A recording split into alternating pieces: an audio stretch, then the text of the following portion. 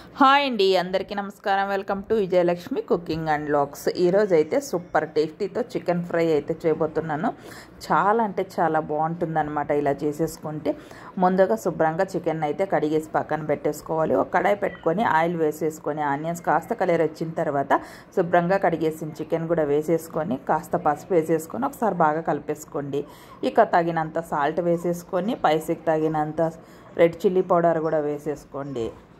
చేసేసుకుంటే టేస్ట్ ఉంటుంది, తొందరగా కూడా అయిపోతుంది. ఒకసారి బాగా కలిపేసుకోండి. సిమ్లో పెట్టేసి కాసేపు మగ్గనివ్వాలి.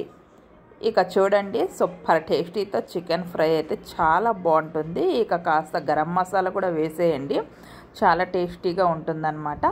ఇక కాస్త అలా ధనియా పౌడర్ వేసేసుకొని ఒకసారి బాగా కలిపేసుకోండి. ఎక్కువగా మా ఇంట్లో అయితే ఇలా చేస్తే చాలా ఇష్టంగా తింటారు మా పిల్లలైతే గిన. అందుకనే నేను చాలాసార్లు ఇలా చేస్తూ ఉంటానన్నమాట. అప్పుడప్పుడు నాకు కూడా చాలా ఇష్టము, ఇలానే బాగుంటుంది.